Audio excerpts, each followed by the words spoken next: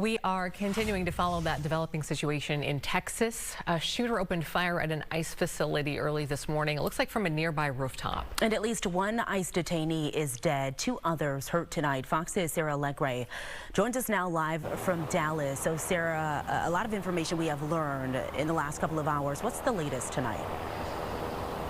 Amy, Simone, yeah, it's been an ever-evolving situation. We've been here throughout the morning into the afternoon, now into the evening. Immigration agents, though, they're just on edge after investigators say that they were targeted by a sniper. Now, the Department of Homeland Security saying a bit earlier, calling the gunman, quote, deranged, saying he fired indiscriminately from a nearby rooftop, shooting 3 detainees and killing 1. Federal investigators spent the day combing through a Dallas rooftop. They say that's where a gunman took aim at an ICE field office. We believe that he was shooting at law enforcement and the detainees from an apartment building, that it looks like the detainees were among the victims. Officers say the shooter took his own life as police closed in, and ICE confirms the detainees shot were sitting inside a transport van at the time of the attack. The shooter was firing indiscriminately throughout the whole building. We found bullets throughout the entire building that had punctured into the facility. The motive's still a mystery, but FBI Director Kash Patel shared this photo of bullets found nearby. One had anti-ICE written on it. The FBI is investigating this incident as an act of targeted violence. Officials say no ICE agents were hurt. Now, this comes just months after another attack on a Texas immigration facility.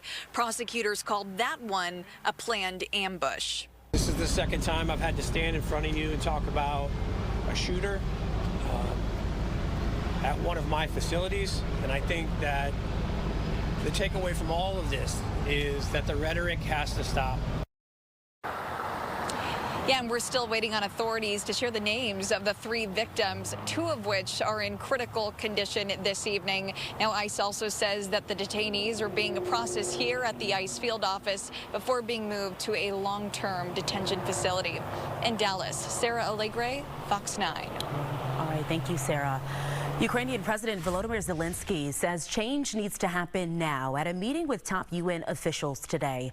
He is urging other countries to send help now, claiming Russia's Vladimir Putin wants to expand his war in Europe. Zelensky's comments come after meeting with President Trump, who has shifted his focus on supporting Ukraine. This includes backing the country's need for regaining territory it's lost to Russia.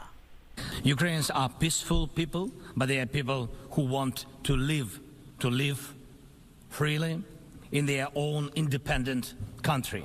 This September was difficult for our army, but it was successful really because 360 kilometers we deoccupied it. It's not big, victory, but it means that we are not losing. This is important. Well, despite expressing more support for Ukraine, Mr. Trump has yet to confirm new pledges for more military aid from the U.S. Let's take you to Minneapolis. Happening right now, a tunnel of love for Annunciation, that community. This is a live look at this tribute to the victims, survivors of that Annunciation church and school shooting. They're forming this tunnel of love is what they're calling it. It's along Lindale Avenue, starting at Washburn Library, and heading north.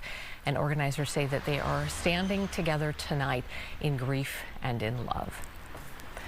A man could face 20 years in prison after he allegedly stole almost $70,000 from a woman in Fridley. Yu Yingding faces 1 charge of theft by swindling. Now, court documents say he sent an email to the victim about a large online purchase while posing as PayPal. He told her she spent $100,000 on Bitcoin and needed to work on paying back that debt. Well, she thought it was legit, so she bought more than $10,000 in gift cards and sold more than $66,000 in valuable coins to Yu Yiding. After realizing the scam, she ended up reporting it to police. Fridley police discovered the suspect actually was already in custody in Douglas County, where he also faces charges after allegedly stealing $108,000 worth of gold from another victim.